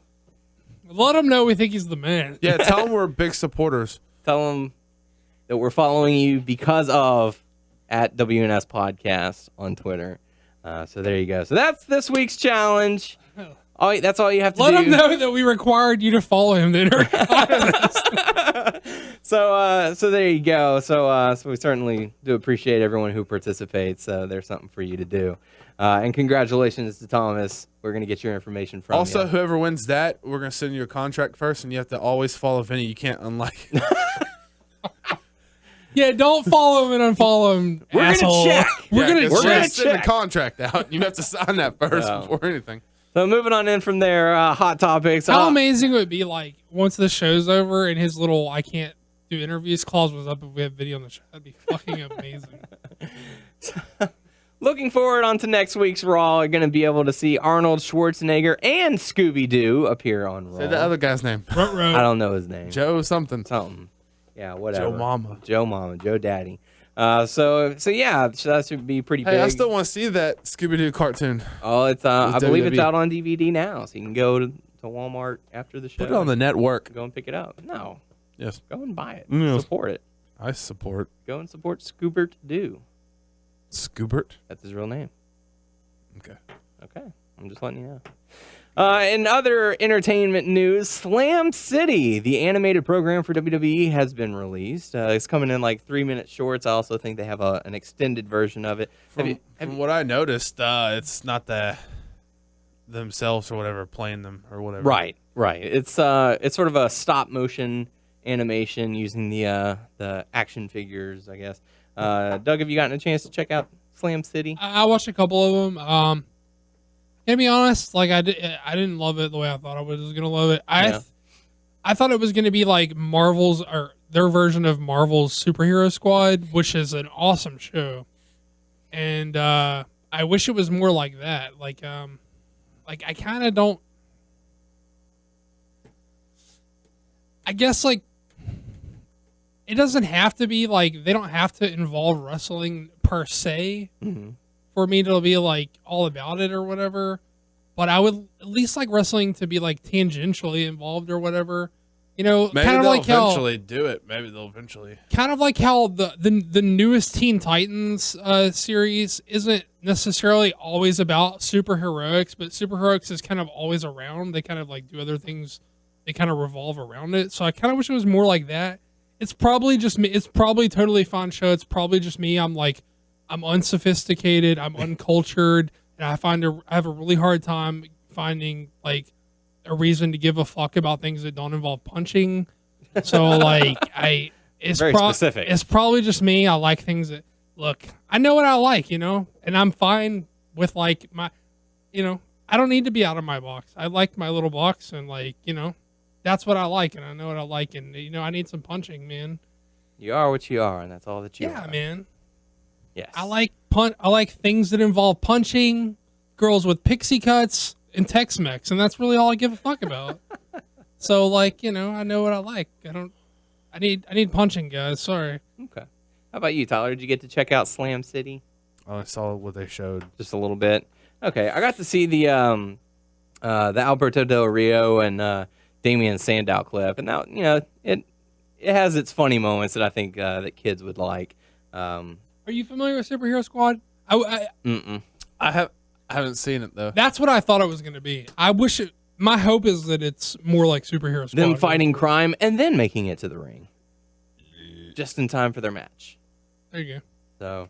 So, who knows? Maybe that's what they'll develop later on. But moving on from that, if you have not checked the guest list for WrestleCon, if you are planning on going, oh my goodness, it is getting stacked. This guest list is getting huge, and just announced this week, Sting is scheduled to appear. Within 24 hours of the news breaking, they sold half of their tickets for the meet and greets and all that. So really big news. So if you're going to be at WrestleCon, be on the lookout for Sting. There's also going to be Kurt Angle, Bobby the Brain Heenan, Jim the Anvil Neidhart, Bret Hart. Just so many more. Scott Hall. It's going to be a packed show. We're going to be out there for a little bit. So if you're going to be out there, definitely let us know. For those who are wondering about the Legends House, Edge is going to be out there as well. Goldberg. It's going to be just packed. Well, for those who are wondering about the Legends House and where it's been on the WWE Network, it is set to debut April 17th. So for those who have the network, you'll get a chance to check out a show that was recorded 2 years ago. In other news, CM Punk was on the Talking Dead, which is the talk show right after Walking Dead. Went by Phil Brooks, didn't even address the WWE. A lot of people saying that he looked really refreshed, revitalized. Could have been makeup, but he definitely didn't look as tired. Yeah. The bags under his eyes, wearing a saggy. Yeah. So he was a little bit douchey on the show, but really, he kind of is sometimes. Yeah. I mean, not in a super bad way, but I didn't get to watch it, so yeah. Okay, so there you go. In TNA news, for those who haven't heard, TNA is looking to tape 3 events during the summer in the Hammerstein Ballroom.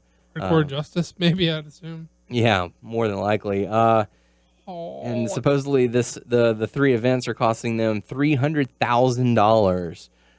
So a lot of people are questioning as to why they're doing it, especially since they're given financial troubles here of late. But who knows? Hopefully the crowd will show up and they can turn a profit somehow.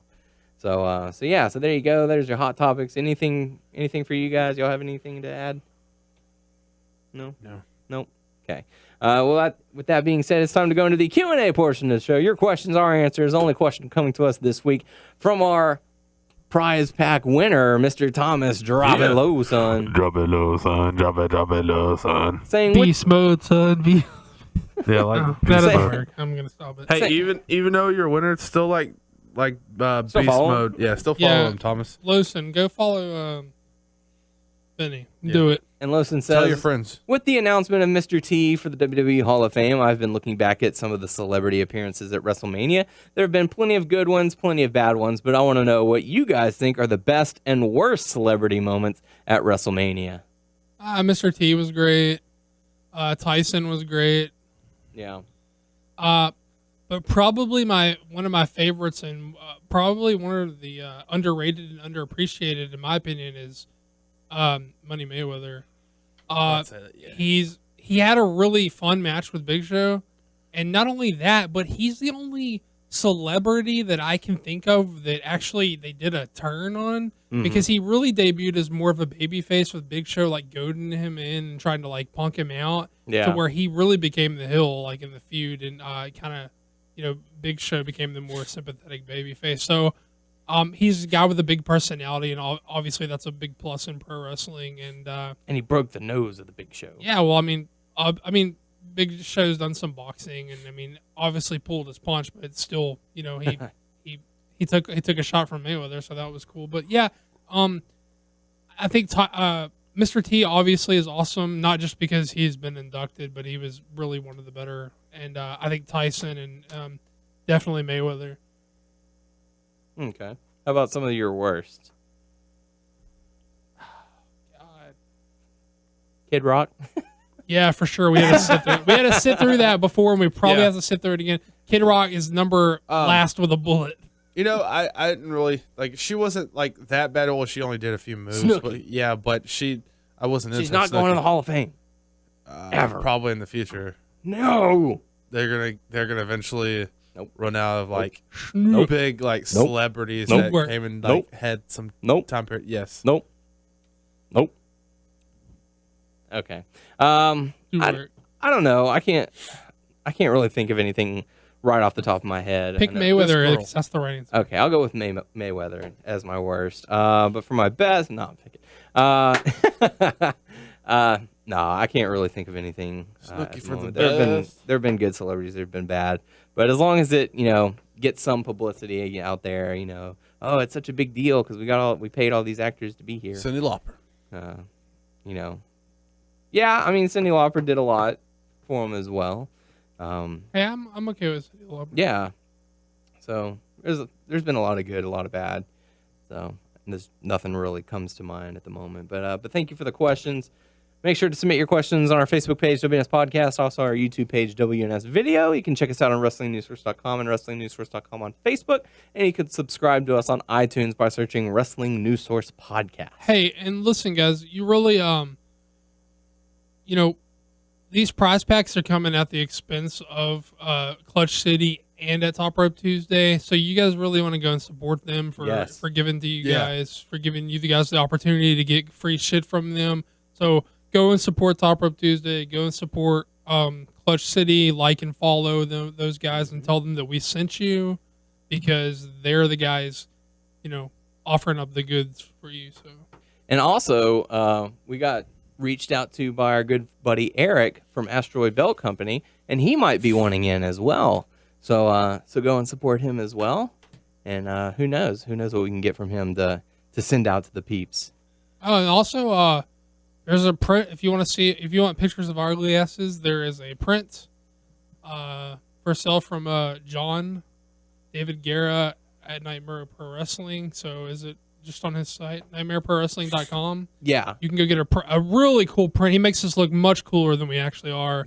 It's a very cool print. You should really see, even if you aren't going to buy it, you should at least go see it because it's very cool. It is very cool. And but if you'd like to buy it, you can go pick it up on his site at nightmareprowrestling.com.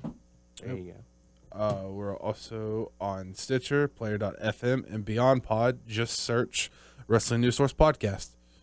And on Twitter, the main site's WN Source. We are at WNS Podcast. Daniel's at WNS_Daniel. Tyler's at